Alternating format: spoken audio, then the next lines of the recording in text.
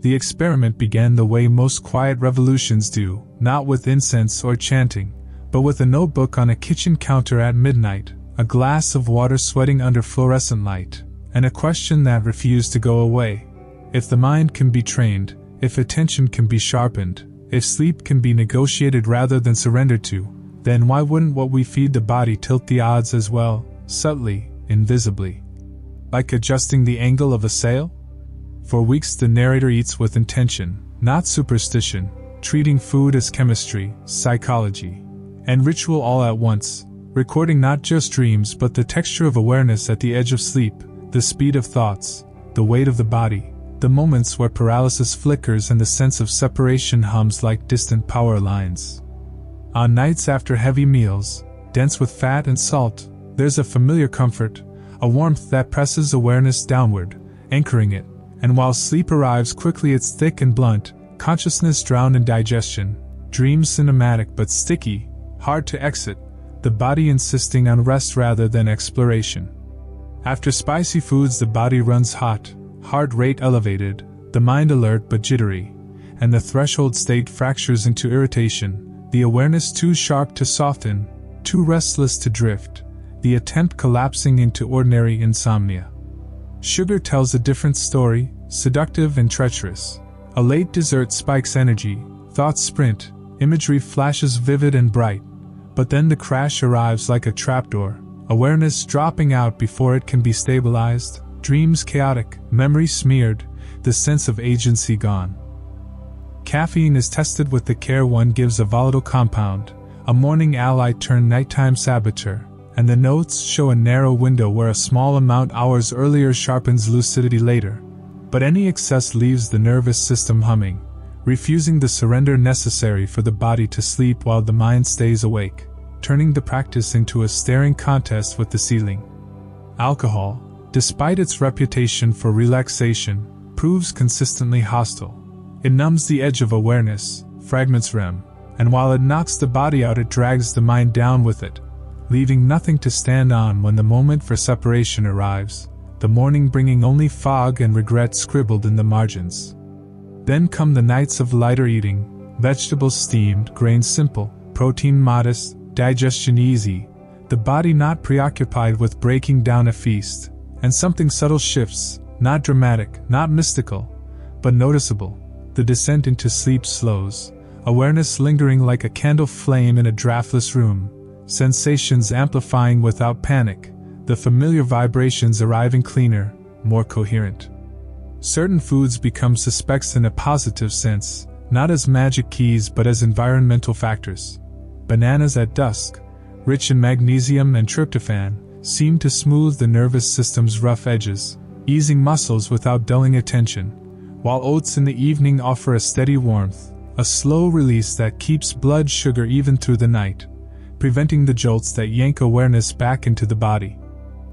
Nuts, especially almonds, add another layer, fats that satisfy without heaviness, minerals that whisper calm to the muscles, and on those nights the transition into paralysis feels less like falling off a cliff and more like stepping onto a moving walkway.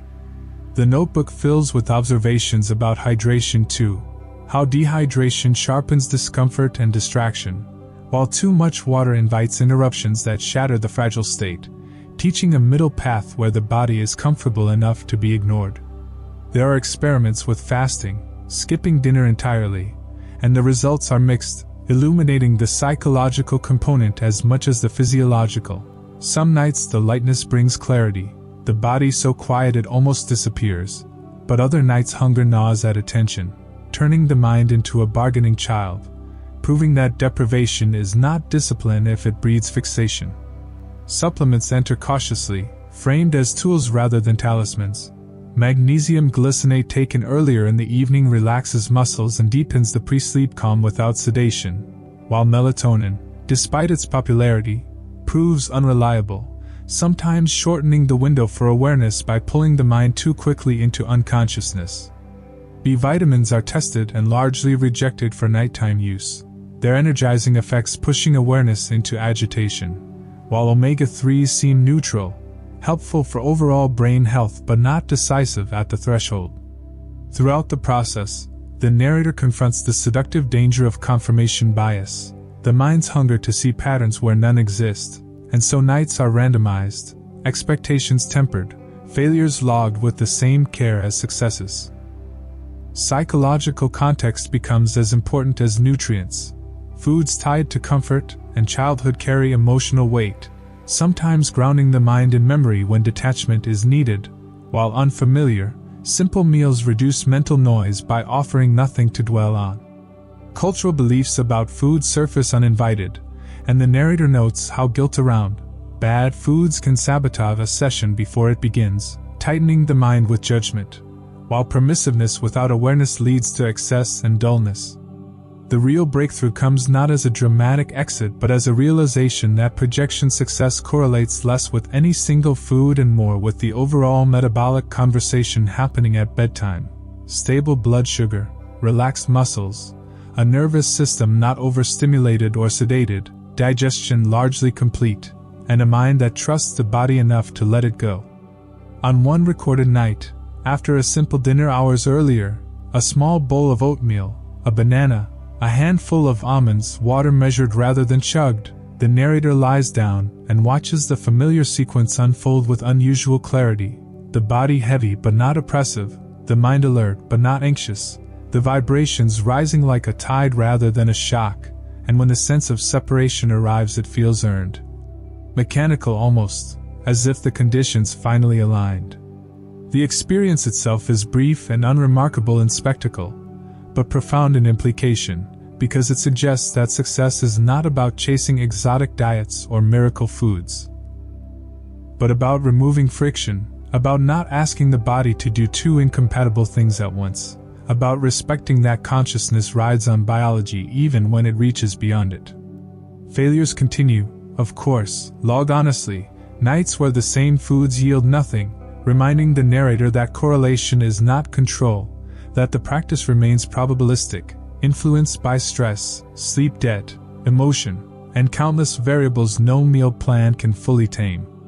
Yet over time, the data accumulates into a quiet confidence, a sense that food is part of the training, not as dogma but as feedback, a way to listen to how the body responds when asked to sleep while the mind stays awake. The documentary voice lingers on the real-world consequence of this understanding, how it demystifies the practice, grounding it in everyday choices, turning the kitchen into a laboratory and dinner into a prelude, and how it warns against the opposite extreme, the obsession that can creep in, where every bite is scrutinized and anxiety replaces curiosity, ironically undermining the very calm required for success. In the end, the experiment closes not with a list of approved foods but with a principle: eat in a way that makes the body quiet and the mind steady, neither stimulated nor suppressed, fed but not burdened, and observe honestly, because the most powerful variable is not what's on the plate, but the awareness brought to the entire process, the willingness to see food not as a shortcut to transcendence, but as part of the long, grounded discipline of learning when to hold on and when to let go.